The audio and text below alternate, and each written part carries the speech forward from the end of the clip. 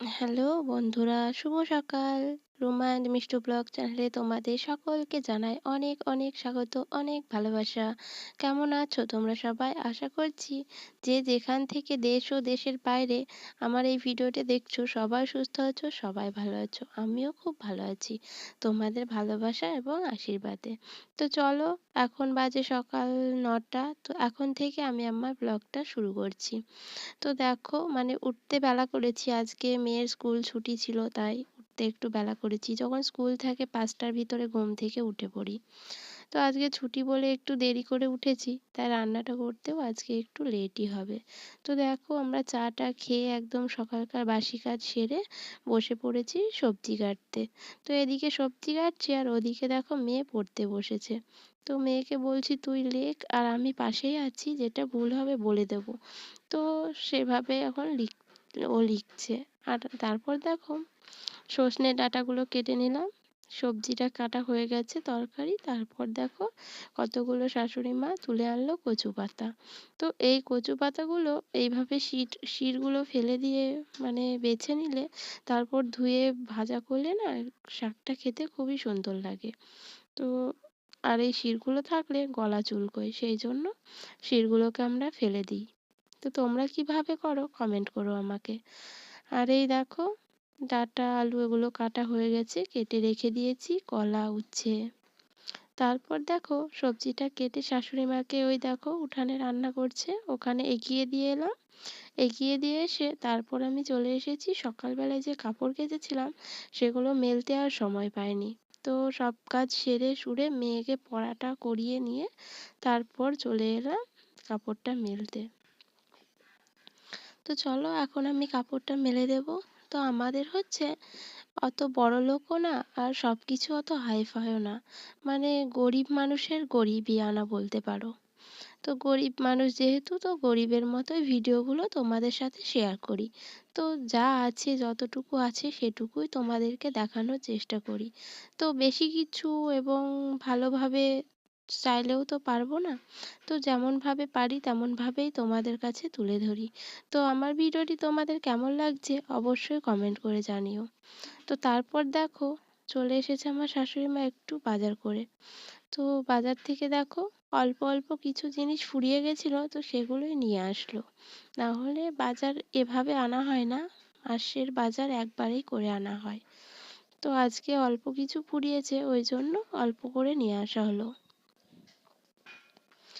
তো তারপর দেখো, চলে এসেছি ঘরে। ঘরটা একটু পরিষ্কার করব ভাবছি। ঘর করব না, এই আলনাটাকে অনেক দিন ধরে অগোছালো হয়ে পড়ে আছে, আবার অনেক দিন হলো ভালো করে মোছাও হয়নি। তো আজকে ভাবছি সময় পেলে আমি একটু আলনাটার পিছনেই সময়টা দিই। তো যাই হোক, দেখো একটু ভালো করে মুছে নেব। আমাদের ঘরে জানলা দরজা নেই, তো সেই জন্য একটু ধুলো বেশি পড়ে আর কি। তো দেখো, এটা মোটরসাইকেলের হেলমেট। তো এটা ওই আলনার উপরেই থাকে, তো ওটার উপরেও ধুলো পড়েছে। তো সেটাকেও একটু মুছে নিলাম। আর এই দেখো, এটা হচ্ছে লক্ষ্মীর ভাঁড় আমার মেয়ের।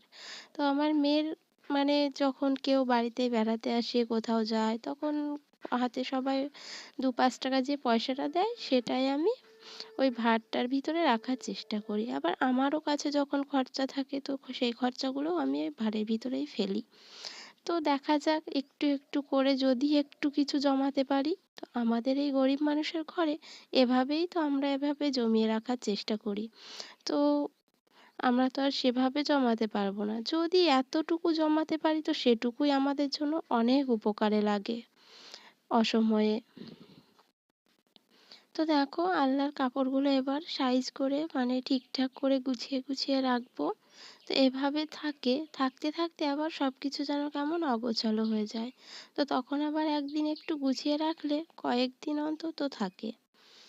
তো যাই হোক, আলনাটা তোমাদের সাথে কথা বলতে বলতে গুছিয়ে নিচ্ছি। তো আমাদের যেমন ঘর আর কি তেমন। তো দেখো, এটা হচ্ছে আলনাটা আমাদের ঘরের কোণার ভিতরে চলে গেছে।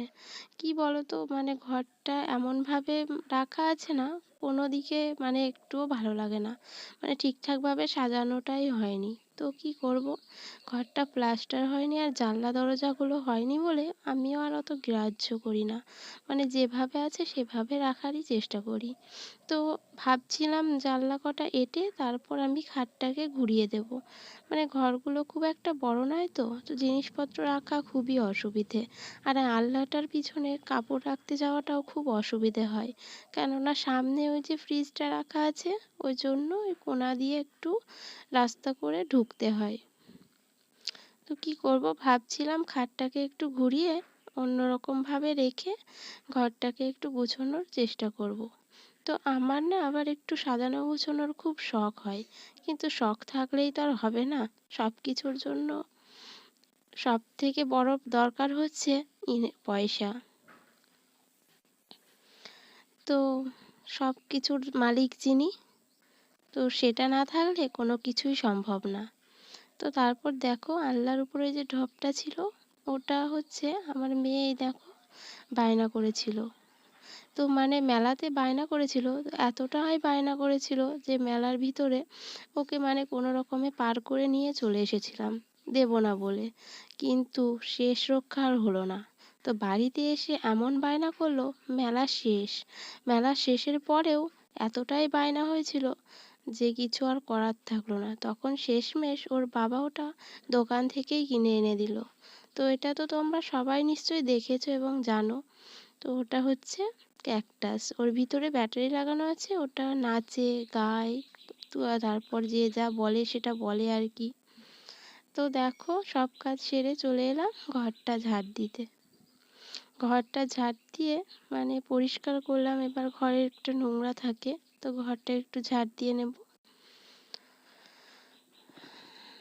তো যে সকল বন্ধুরা আমার এই ভিডিওটা দেখে কমেন্ট করছো, তাদেরকে বলছি অসংখ্য অসংখ্য ধন্যবাদ তোমাদের। এভাবে আমার পাশে থাকো, একটু সাপোর্ট করো।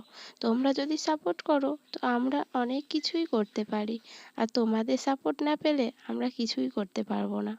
তো যাই হোক, দেখো ঘরটা আমার প্রায় ঝাড় দেওয়া হয়ে গেছে। তো এদিকে দুটো ঘর হয়ে গেছে, এবার বারান্দাটা তো ঝাড় দিয়ে চলো নোংরাগুলো ফেলে দেবো। তারপর দেখো আমার মেয়ে এখন যাচ্ছে টিউশন পড়তে। তো এই দেখো 12:30টার সময় স্কুল থেকে বাড়ি আসলো, বাড়ি এসে একটু খাওয়া দাওয়া করে একটু বসে আবার 2টোর সময় চলে যাচ্ছে পড়তে। তো মেয়েটারও একটু খাটনি হচ্ছে আর কি, কিন্তু কি করা যাবে, পড়াশোনা করতে গেলে এটুকু খাটনি তো করতেই হবে, তাই না বলো? তো বয়সের তুলনায় হয়তো একটু চাপ, কিন্তু এই চাপটুকু তো নিতেই হবে, না হলে তো বড় হলে অসুবিধে হবে। তো ও এখন এলকেজিতে ভর্তি হয়েছে। তো তারপর দেখো এই যে একটা গাছ দেখছো, এই আর বছরে গাছটা লাগানো হয়েছে।